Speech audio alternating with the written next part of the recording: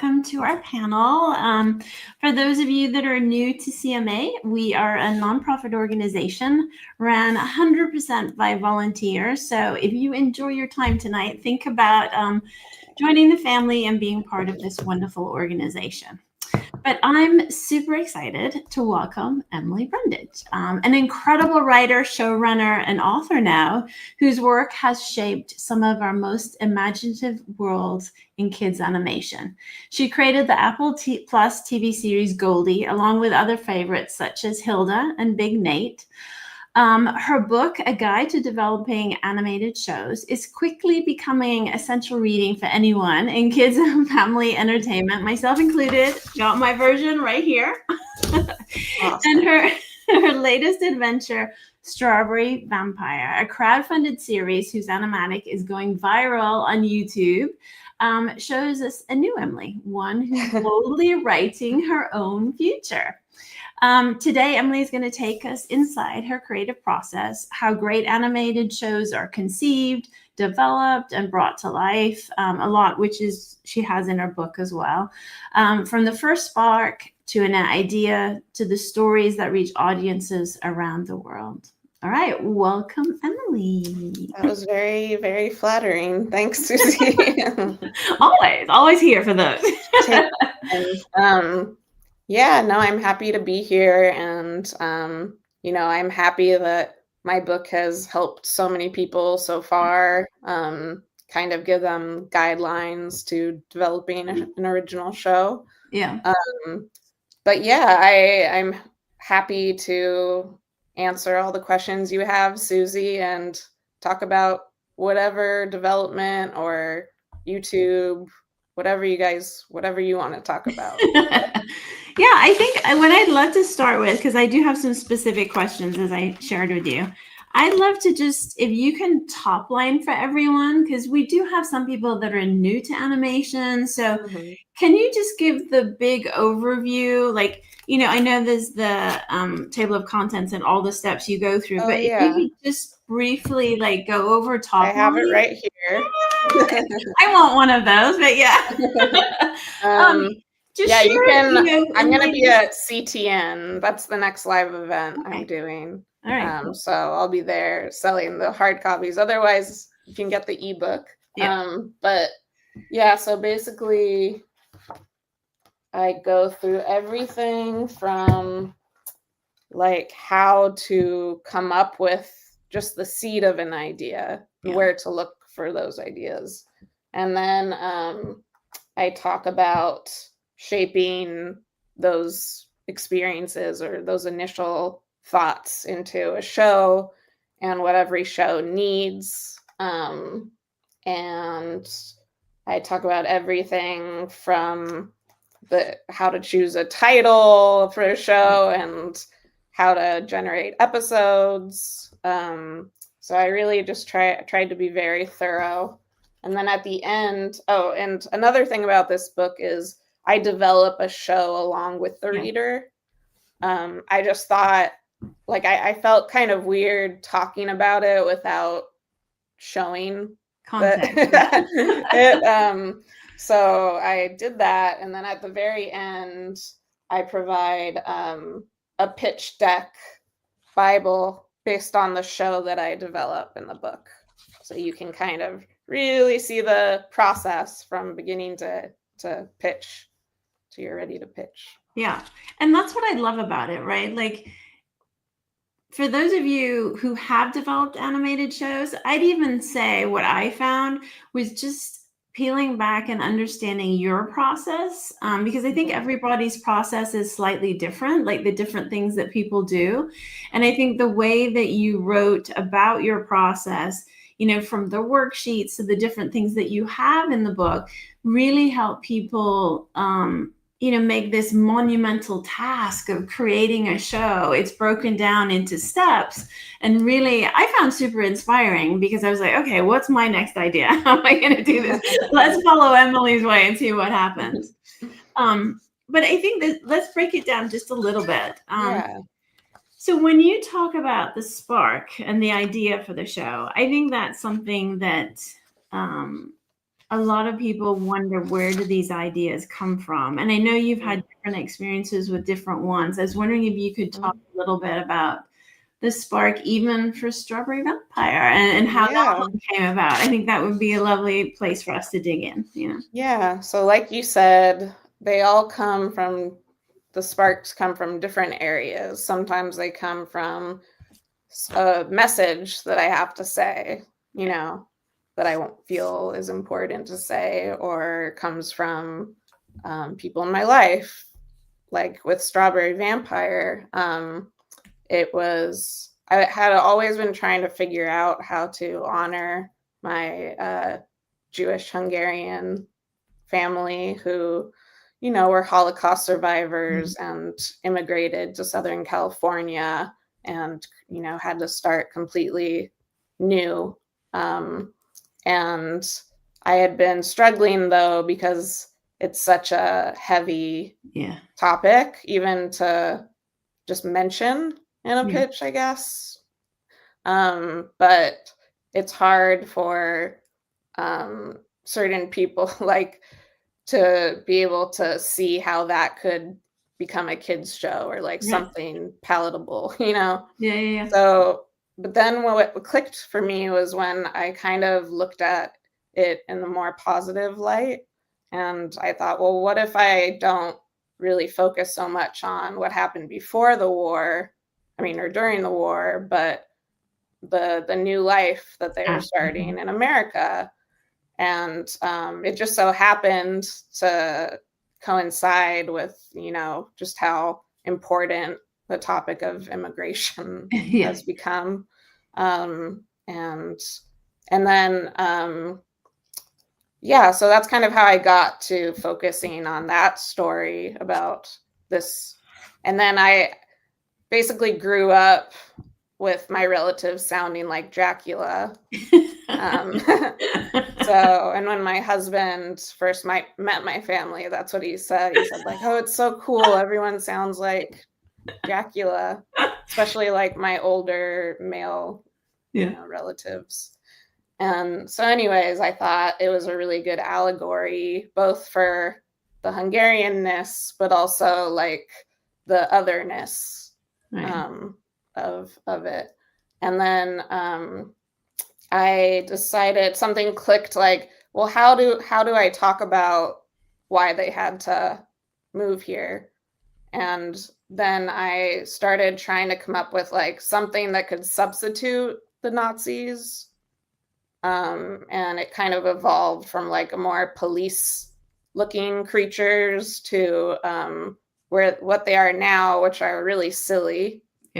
And again, like what clicked was when I thought about the blue meanies from Yellow Submarine. And I thought, well, that's like a nice way to do it, where it really is like allegorical and not a literal representation, So anyways, and then the story for the pilot is straight out of my mom's cousin's life. Wow, really? Yeah.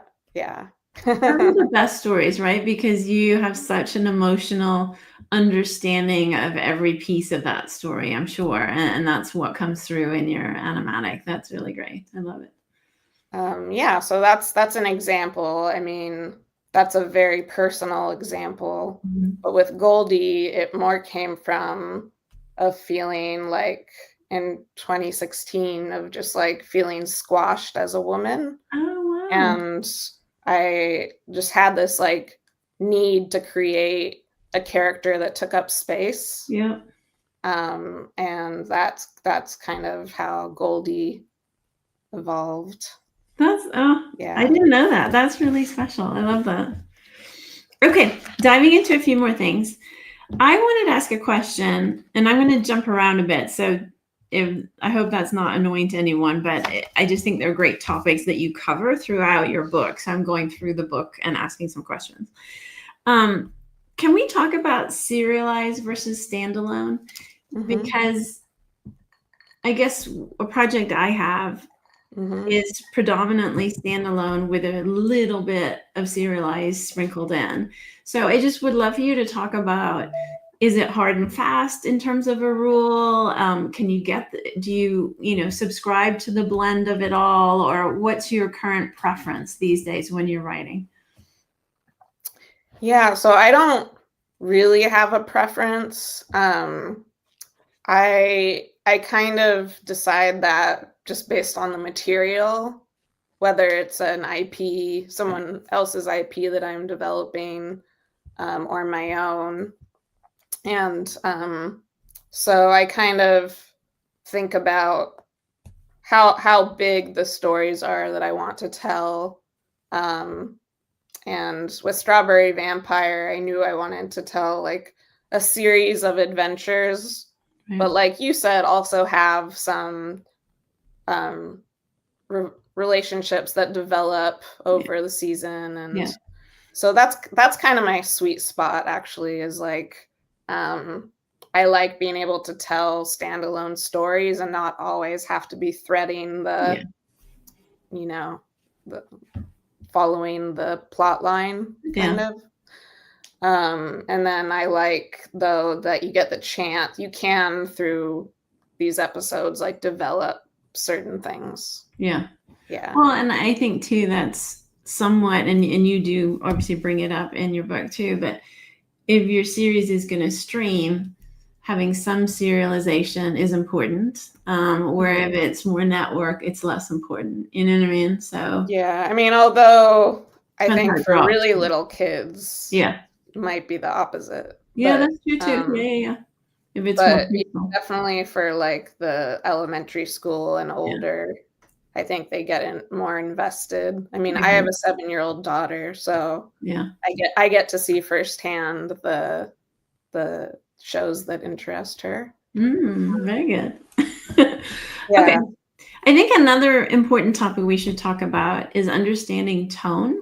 And I'd love for you to expand on, you write it incredibly well in your book. And I think it's something that, having previously been on the other side of the table and receiving pitches at studios, tone is so important to describe as authentically as possible. And I think it's the one thing I would often see missing in a pitch. And I think the way you describe it is super helpful. So if you wouldn't mind sharing your ideas on that. Yeah, I think people don't see how important tone is when it comes to shows, just like how drastically a tone could change the feel of the show. Yeah. And so just as important as saying what your show is about is trying to get across the tone. Like, is it a comedy even? Is it a comedy adventure series? Like, I think the closer you can kind of describe the feel of the show, the better. And there are kind of a lot of universal terms that you can use, or also something that can be helpful is throwing out a few references of other shows that are similar to yours, even in spirit, or doesn't have to be like an exact well match. And hopefully it's not, right? right. Yeah, exactly. It's interesting. I was listening to a podcast last week, and there was also a conversation about tone, and I agree that giving a comp is really good, because if you've done a good job describing it and then you add a comp, I think that really kind of can bring it home. But this producer was arguing that comps can skew what it is that you're trying to explain. So if they're chosen, if they're not chosen well, or if he was saying, if there's too many of them, if it's like, this meets that, it's like, okay. I would say 2 tops. Is like for Strawberry Vampire, I think in my Kickstarter video, I said it's the Munsters meets What We Do in the Shadows, but for kids. Okay. Okay, I love it. So I think, just like, but definitely don't throw in the whole, kitchen sink of references. It's a little of this and a little of that. Yeah. Okay, cool. All right. then you dedicate a whole chapter to sort of understanding, the hook with the log line. And this is something that I think a lot of people struggle with. They always seem to come in a little bit long, and you've got to have that deft hand to really cut it down and find it. But I'd love for you to share with everyone how best to describe a hook and how that feeds into a log line. That would be great. I think the hook is like what makes your show special, or is the spin on a trope or something, whatever that special, the freshness that it's bringing is basically your hook.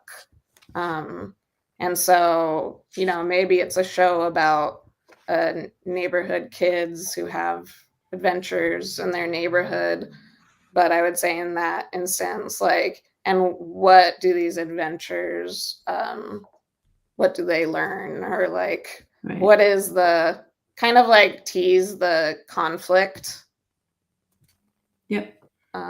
Because that's going to get the attention of someone you're pitching to, rather than you're like verbatim describing what happens on the show. Agreed. Well, and the journey that your character goes in, because I love, for those of you that do have Emily's book, I think you break it down really well. You had a couple that were good, and you kept editing to get different pieces in to get to the final one for Count Power Up. And I just think it's like, it was great to just see you work through that process, because I think the first one, a lot of us women like, woo, that sounds good, let's go. But then the nuance of the changes that you brought to it were really, really helpful. And like, you want to package as much important description as you can, as long as it's not like too wordy. Yeah, it was really good. And then I was wondering if you would share with us your log line for Strawberry Vampire, and then where you ended up with that. I think that would be really fun too. My website. Hold on. Sorry. I say Strawberry Vampire is an animated family comedy about a quirky family of strawberry draining vampires trying to adjust to their new lives in America. That's perfect. But if I had to write my real logline, I would center it around Franny, the main character, more.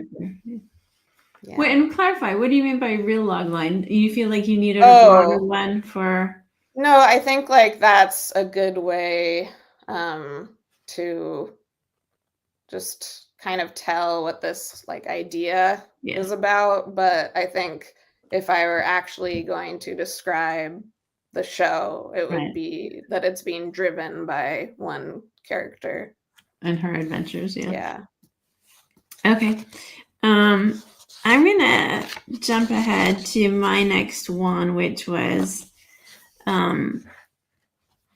which is something that obviously I play a lot in, building franchises, but the world, and understanding a world as a character. And I'd love for you to give some examples of how a world has come to life as a character in your work, because I think that's truly, for me, that's a really important piece of development, because there's the setting, but then there's the world and how it impacts the characters. And I'd love you to shed some information on that and how you go about creating one.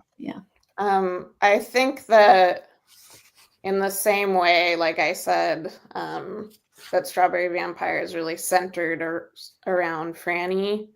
I would say like whatever the core message or tone of your show, you want the world to support that, or support whatever your journey your character is going through. And so, like, for instance, for Goldie, I wanted like a really whimsical Pippi Longstocking inspired town world, and Goldie herself is wearing like a little German child outfit. So I wanted this like kind of fairy tale tone, while not actually being fairy tales, but and then it's a world where there's sea serpents and a few different characters. So I wanted at the same time that world to feel like those kinds of creatures can also exist in it. Yeah. And then Goldie has certain power or like things she can do, Right. like grab a cloud and use it as a tissue, or take a rainbow and jump rope with it. So I was also thinking about like, if those are the kinds of rules, then like let's make the rainbows like streamers, Right. and so it's just like it's kind of back and forth. Like you can start asking what would be best for this character, and then there can be a dialogue, Yeah. No, I agree. And I think I'm glad that you brought up rules. Like, no one likes rules, but I do think rules help shape the narrative when you have the rules that, you've set yourself for how you want to write something. I think that's really important. Yeah. I'd say like also if you want like if there are no rules, if it's like completely zany, Yeah. But for example, with Strawberry Vampire, like I think when you're dealing with a very loaded trope, kind of like vampires or lore, and you have to make choices like are they only able to be out at night in the dark? Can a stake really kill them? Like all these things. And the way I dealt with it was just like, you know what? I'm just picking and choosing what rules apply to Strawberry Vampires. And because that wasn't the point of the show, it's not going to go too deeply into vampire lore. Well, and they're draining strawberries, not people. Right. So I think but I do choose like some classic rules. So I just do what I want. Yeah. But again, you do them all in the context of serving your story in the best possible way, you know what I mean? Which I think is great. Okay. Let's talk about names, because I found this chapter super interesting because in terms of our development and different people that we pitch, we've been told time and time again, the show name has to tell me what the show is about. And I think that can be really hard. So I'd love your take and share a little bit about this chapter and how you give guidance on the different types of show names, Yeah, I think trying to pick a title that says what it's about is only part of what I would think about. I would also think about like the tone, what's the real focus? Is it a show that follows a really memorable cartoon character? Then maybe you might want to call it whatever the name of the character is. Yeah. But then if you do that, you want to make sure their name isn't too generic. Right.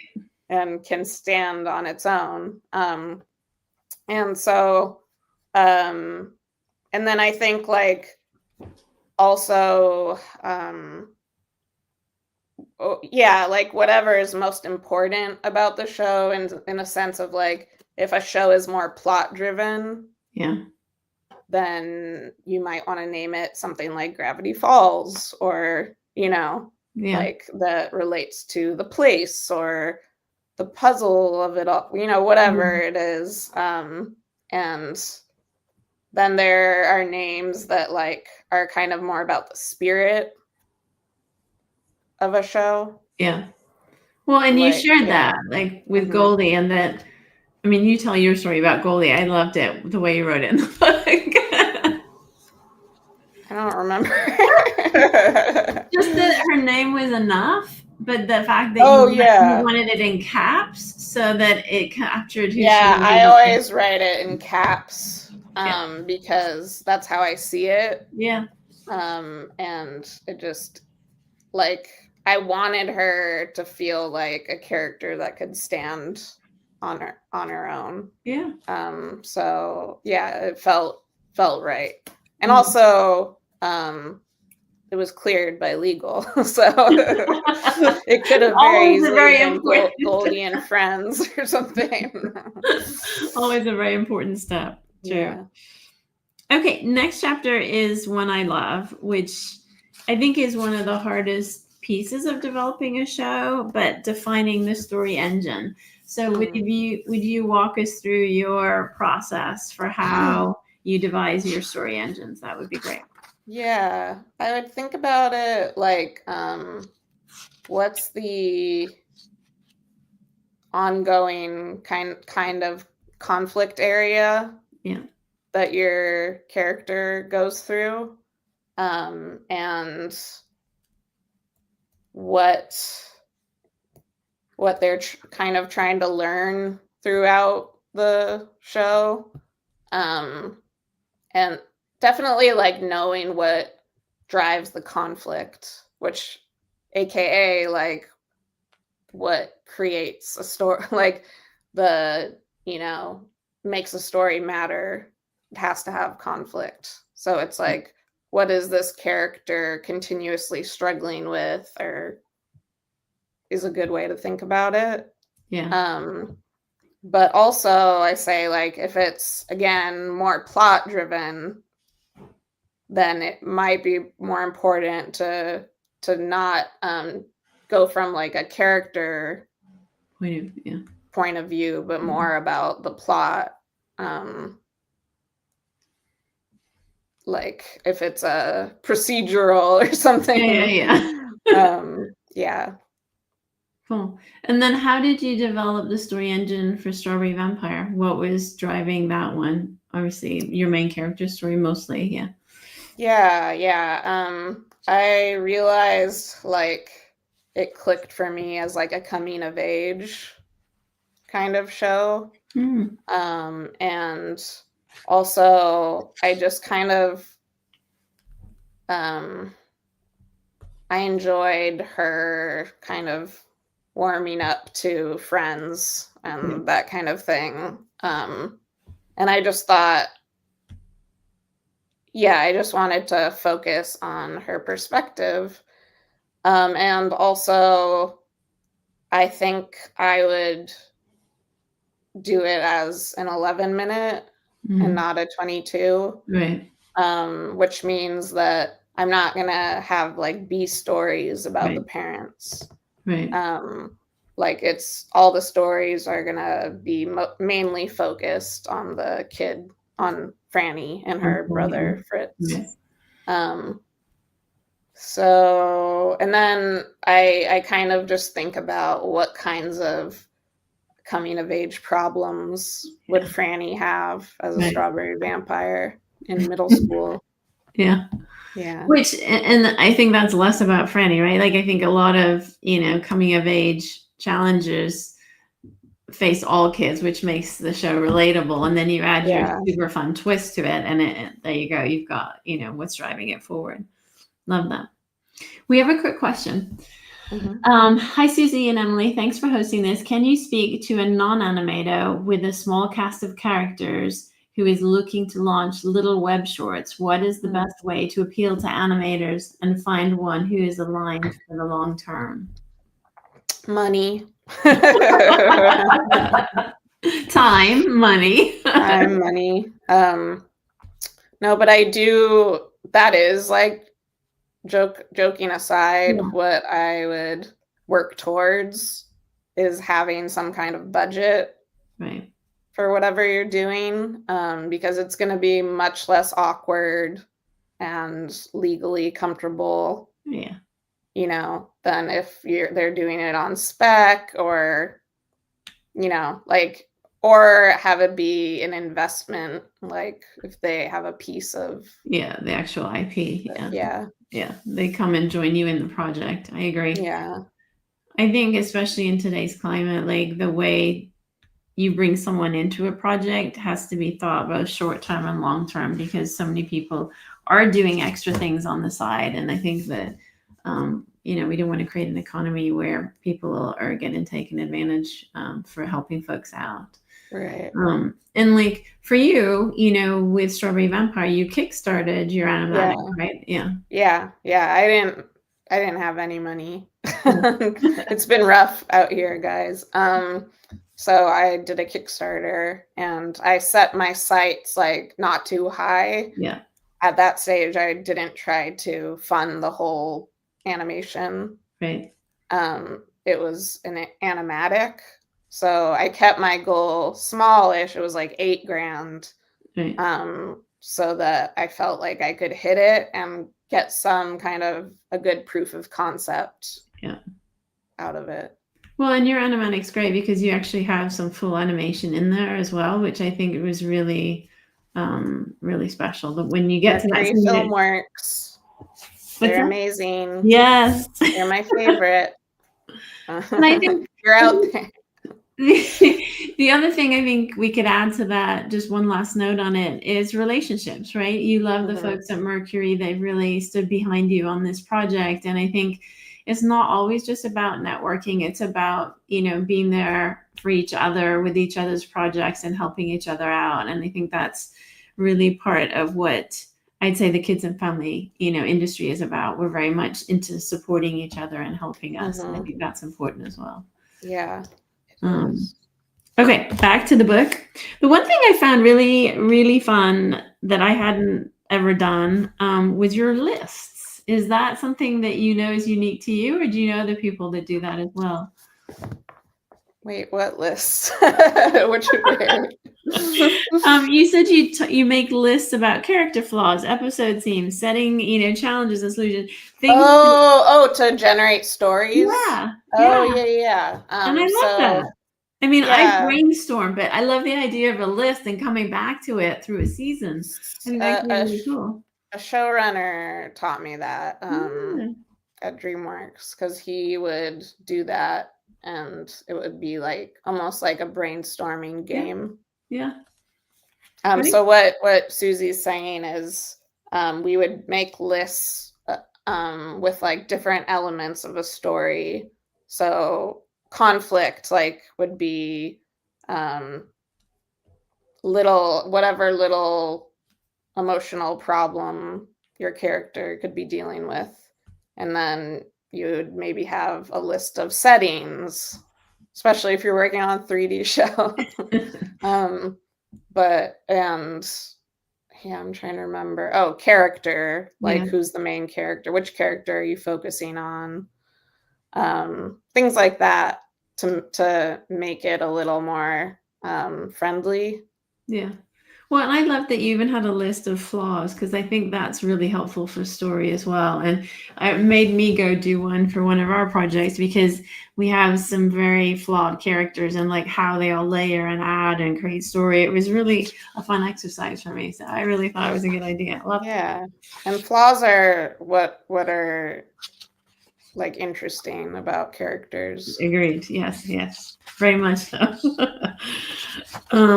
All right. So then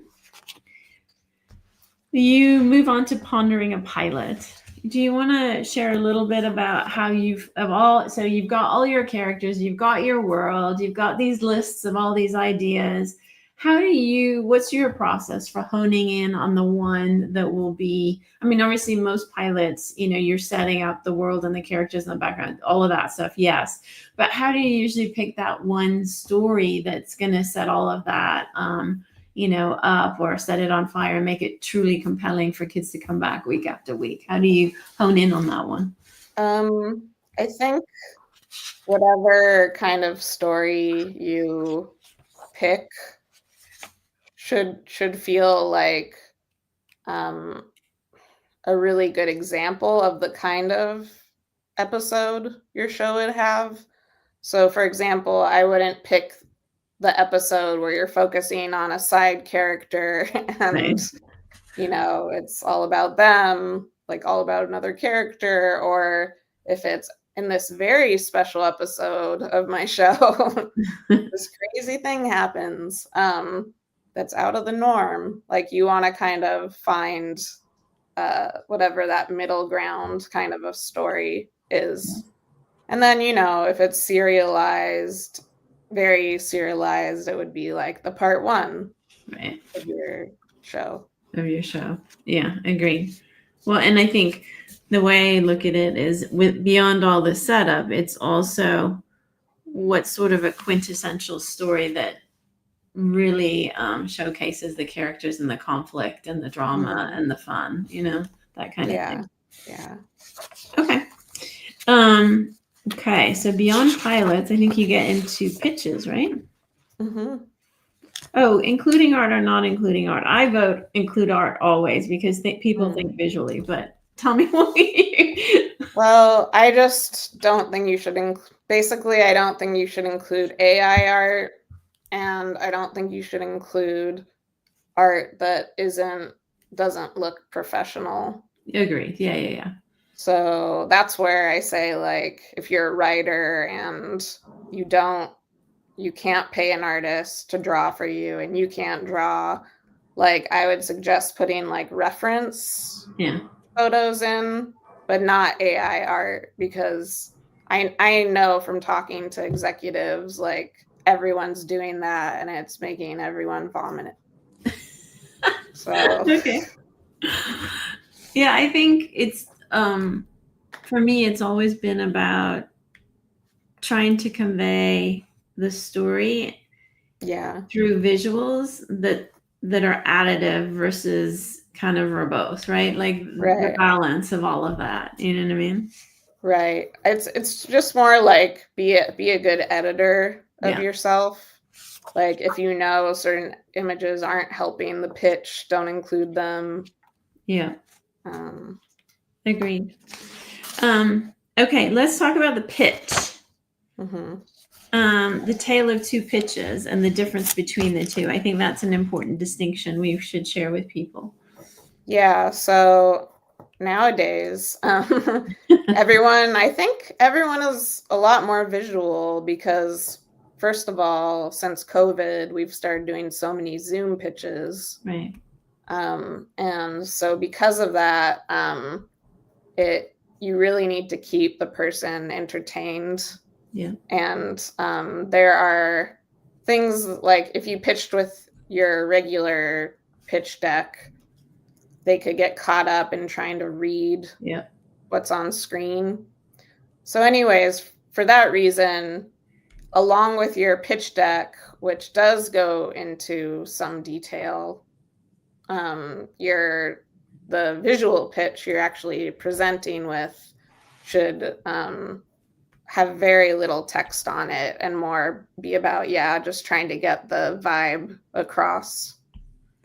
Yeah, and I'd even say I do put some words on because I like to grab attention, but then I actually want them to listen to what I'm saying, right? So you got to find that balance as well to hook them, but then to expand. Yeah, I usually put like some bullet points or something. Yeah. And then explain your leave behind and what you like to put in your leave behind. Yeah, so in the leave behind, it's just like your full pitch Bible from premise through episodes, and maybe like a last message to conclude with.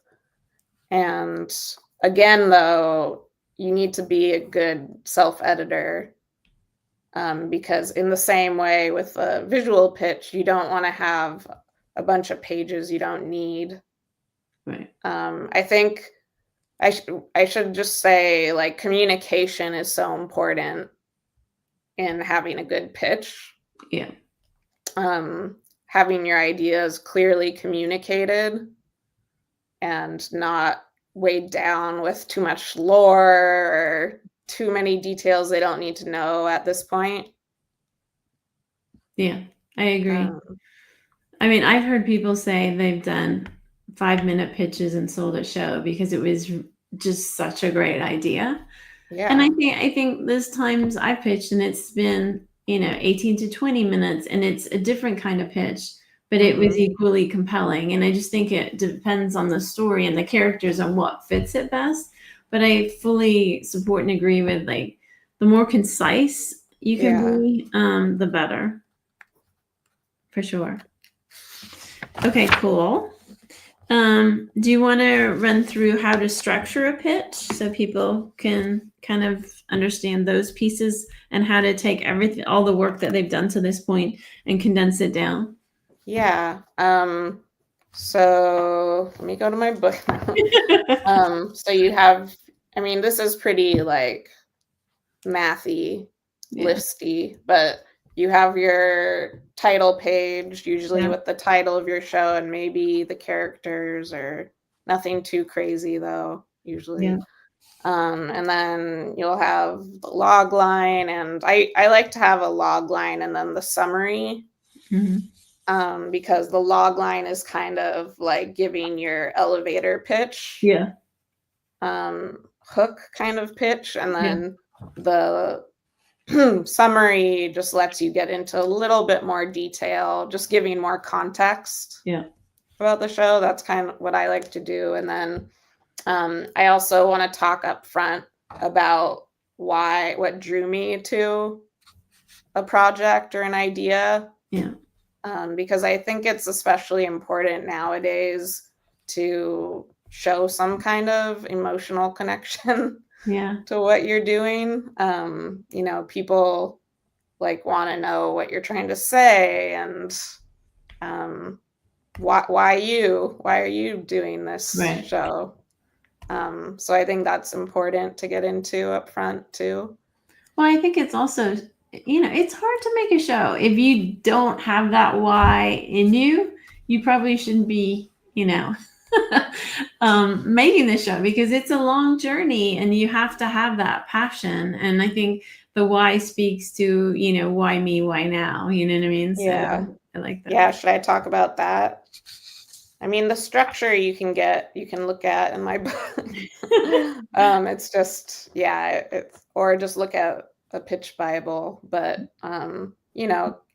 character descriptions, the maybe mention mention the world Yeah. that your characters live in, and other side characters, and um what was I gonna say? Well, the episodes, oh, you could mention your story engine, Yeah. like what drives stories. Yeah. That's And often then, a question you get anyway. You know what I mean? Like, yeah, what is the end? And yeah. yeah. Great. And then, Yeah. pilot, if you feel like you can focus in on an episode as the Yeah. pilot. Agreed. And then blurbs too, right? Blurbs? Oh, you mean episodes? Yeah. Yeah, yeah. And then I think you go back and forth on how much of a conclusion and a wrap up. I do love a final, kind of sock on with something. I like that more and more. Yeah. Yeah, I think that it's a great chance to just remind the person you've been talking to for the past 10, 15 minutes, like what you're trying to say, or why you think this show is gonna kill, or whatever. Like, Yeah. what's special about your show again? Yeah, I agree. I think that, I think you have to realize, like, again, having been at a studio, you do multiple of these a day. So if you have those last, 30 seconds before the conversation begins, if you can leave them with something memorable, I think that's really helpful. Yeah. For sure. Jacqueline's asking a question. You're asking, how do you leave behind work if it's a Zoom virtual pitch? Is that something you email afterwards? Yes, it's something that you email afterwards. Yeah. And it's always good to send a thank you for their time and all of that. And it's a great way to include those and send them over. Yeah, definitely do that after. Yeah. And then the difference between the leave behind, what you send after, you're just adding more detail, right? Is that what you tend to do? Yeah, I mean, I usually start developing the leave behind. I have all that before I create the visual pitch. The visual pitch, yeah. Yeah. Agree. Yeah, but your Leave Behind is more, as you note here, is more the Bible. So it has all of the different elements that a show Bible would have, which we definitely covered here. But yeah, okay. And then I loved sort of your next steps and inspiration on how to get out there, because I think we've talked a little bit about relationships and networking. You have a really good kind of list here. And I think the one that I love the most on it's called Great Job. Now who's going to listen? The one that like really struck me, Emily, was be relentless. And I think that is something I have seen you do in the last 60 days. And thank you. And so it's sort of like an unwritten rule, right? No one is going to come knocking on your door. So like I was listening to a podcast with to the writer and the producer of Wednesday, and that was his message too. He was like, look, you have to go out there, you have to get this show made. No one is coming to you and going to call you. So if you don't follow Emily on LinkedIn, Substack, or YouTube, please do. You will see a masterclass in getting your message out there, rallying your community, all of that, so that the hard work that you put into this, which Emily, clearly you have in Strawberry Vampire and the book, you're using the book as a calling card to like expand your network. And then obviously your show is, catching fire as well. It's just really been a masterclass to watch how you are using these different vehicles to get your messaging out there and to get your show out there. So tell us a little bit about your marketing mayhem. I love that. I mean, that's what I'm going to call it.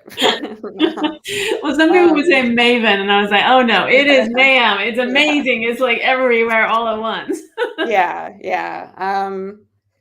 Yeah. So my friend gifted me with a year of Canva. That's amazing. And it changed my life. Oh, I love that. I really do feel like I have been able to be my own marketing team. Yeah. Even though it's been a lot of work.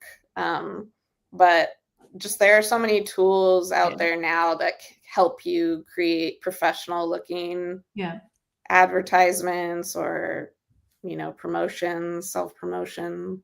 Yeah. And so I got to be like a master at that. And I love it. And it's just fulfilling, right? When you get it's just really easy to make something look nice. Yeah, the way they kind of guide your hand in formatting, like where text goes, and I don't know. So I found that really useful. And with my book, I was spending some money on ads, which proved to be, I had never tried Facebook. I hear it's good, but I don't know. I don't interact with Facebook that much. I don't either. So you did LinkedIn ads, or where did you do No, okay, I did Instagram. Okay. And I think that really helped. And then LinkedIn, it was kind of pricey, and I like turned it on and I was like, no. Been there. But yeah, I mean, I really don't have, like I said, I don't have a lot of money at all. So I would do things like reach out to podcasts I liked. Okay. Again, it's like no one's going to come to you. Right. Like I knew that I had a good story, but no one knew about it, like basically. So I reached out to like this Screenwriting Life, okay, and some other podcasts, and they very kindly featured me. Aww. And the Kids Media podcast too. Okay.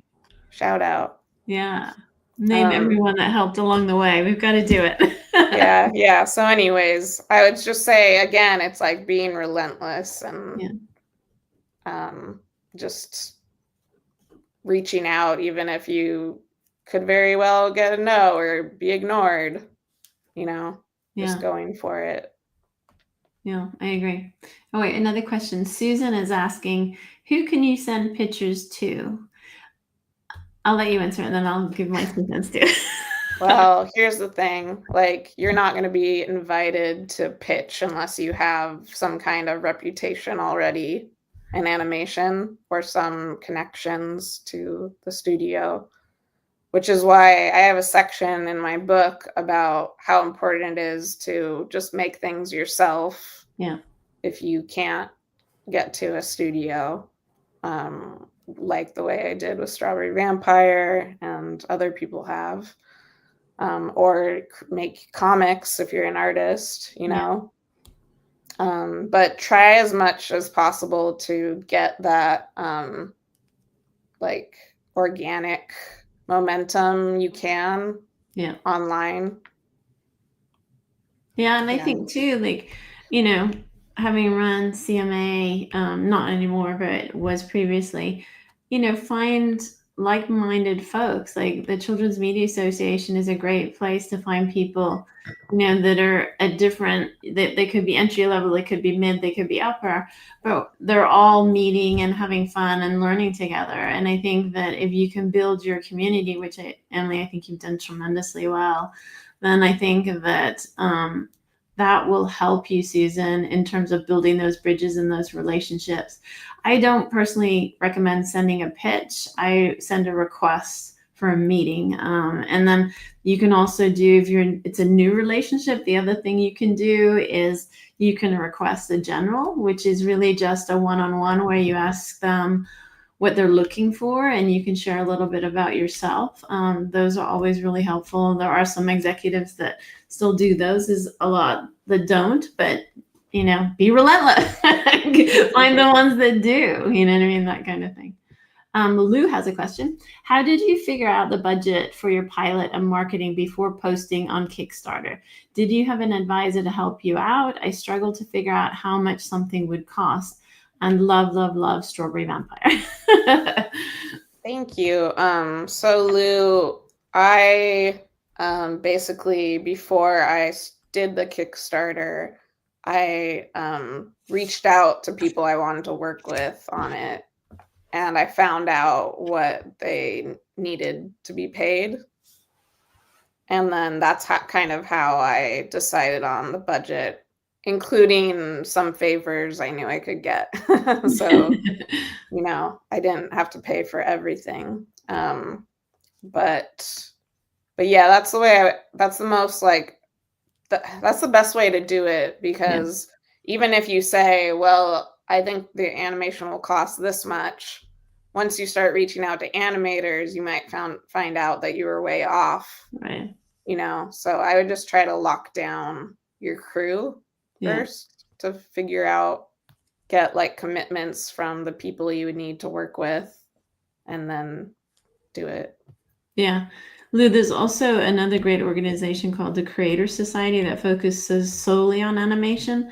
You could also go to one of their mixers, connect with those guys, that kind of thing. There you will find all the people that Emily's talking about, whether it's a storyboard artist, anything that you would need to get your project off the ground. Okay. No name here, but for the pitch, do we need to develop 2 to 3 minute visuals or Bible of the story can work only? Okay. Do you want to answer that? 3-minute visuals. I think they mean like shorts, maybe? Or just straight visuals. Minutes, you're right. So maybe it is. Yeah. You don't have to You have a do note that. on that, though, that sometimes that's helpful, right? To create. Yeah. I mean, for me, it's worked really well. Like, that's how I sold Goldie as a show. I had a short that I had produced. And then with Strawberry Vampire, obviously, that's kind of what I'm doing. Right. So for me, I feel like it's just the easiest way to get your show across and your tone at the same time. Yeah. But if you can't do that, you can still do a, visual, pitch, or just a regular pitch. Yeah, I agree. Sabrina has another question. She's asking, how can storytellers ease the perception among animators that requesting collaboration brings to mind exploitation, as I kind of brought up? It just has to be a mutual relationship, right? You got to think about what the animator will get out of it. Like, Right. you talk about your relationship with your character designer, like you shared with me, like. Yeah, well, for example, he was the art director on the Goldie short, and then I brought him on as an artist on the series. And he made a whole new connection with a studio. Yeah. Now he's worked with them on other things. And so, I mean, there has to be some trust there. Yeah. Obviously. Like they have to believe that it'll be worth it to them if you're not paying someone. But Well, or it's then, an investment in the future, right? Like you did with Goldie. Yeah. yeah. But then if you are paying them, just like work it out with them. Don't be afraid to say, like, hey, how much would something like this cost Right. or whatever? Yeah. Okay, if anyone else has questions, put them in because I'm coming down to my last few questions for Emily. So put them in the chat, please. Okay. Big question. What do you think makes an original idea feel undeniable?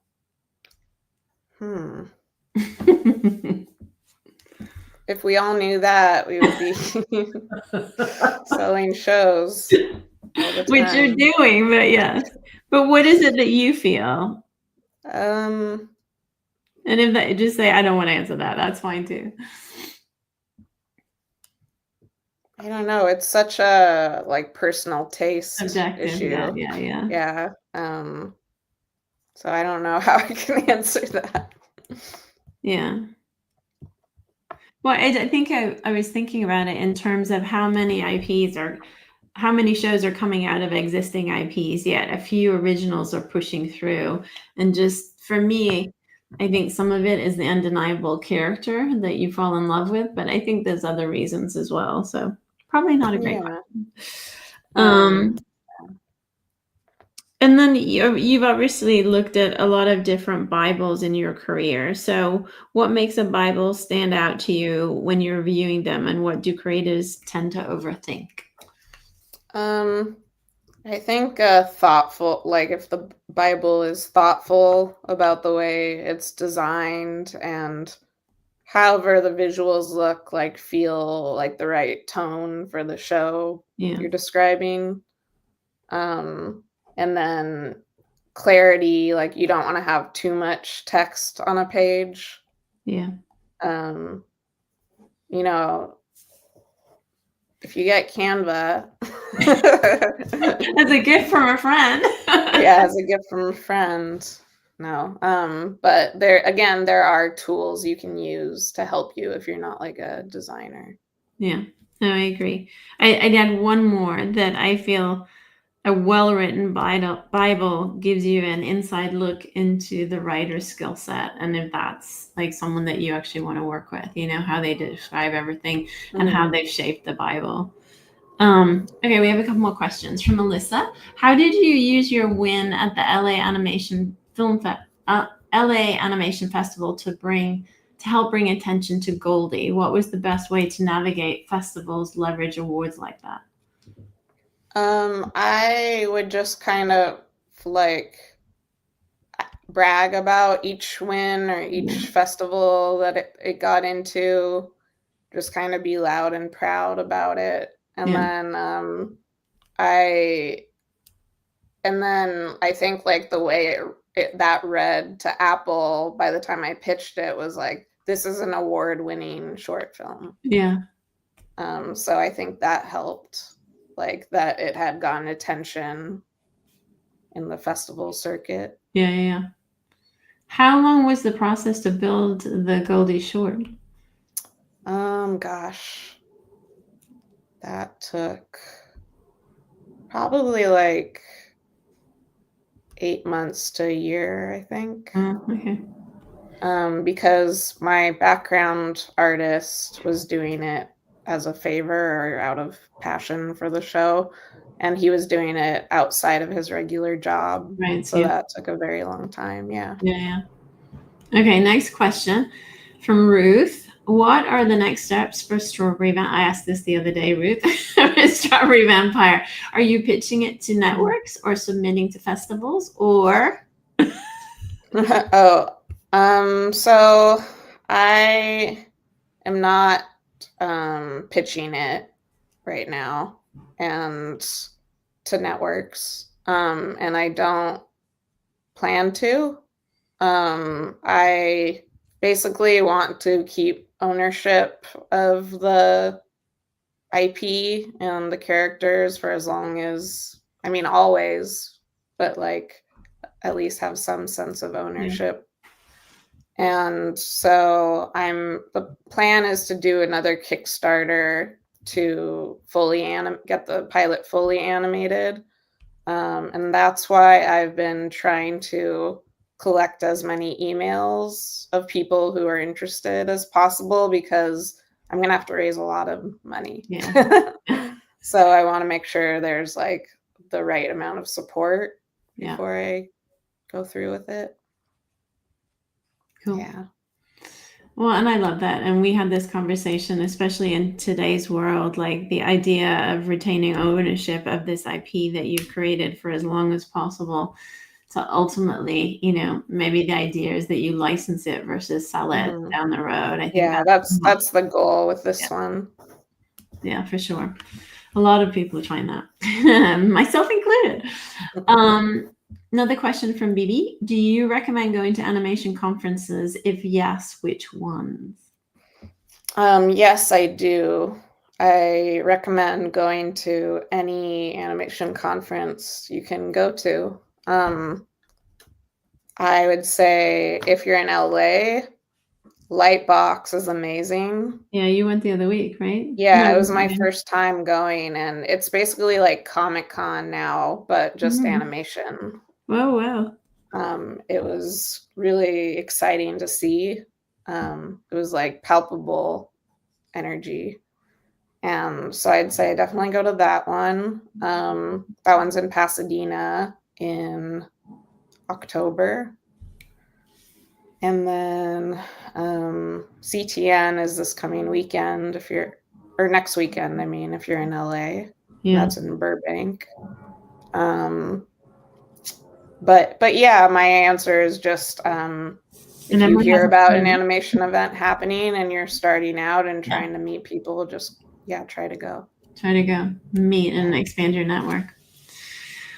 Okay, last question. It's a big one. What advice do you have for writers trying to break into the industry? Yeah, it's a hard one because this is a particularly challenging time.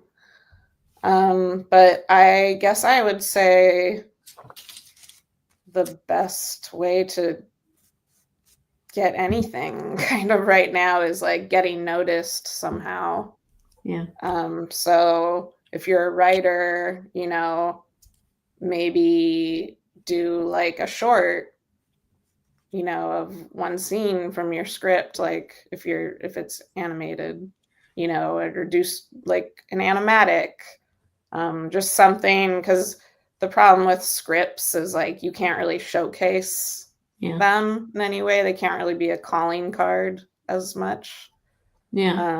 But some film festivals do have script submission categories. Right. There are some like legit good film festivals for that. I just don't know what they are because I didn't go that route. Yeah. But I think Austin is Film Festival is the best. Yeah. And then if you actually get in, then you go and there's a bunch of workshops and they help you workshop your idea as well. So yeah, there's definitely some opportunities that you can look for. And then someone else was asking about monies. Like there's all kinds of programs that offer seed money to get ideas off the ground. So look for those too, whether that's funding for a certain topic or funding for a script or funding for a short. There are quite a few that you can explore to get ideas floating.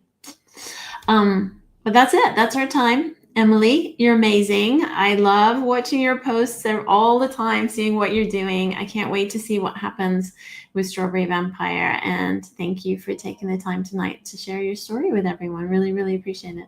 Yeah, it was my pleasure, and I hope that everyone got something out of that. But yeah, highly recommend getting my book Yeah, because I it do goes too. into all these things in detail.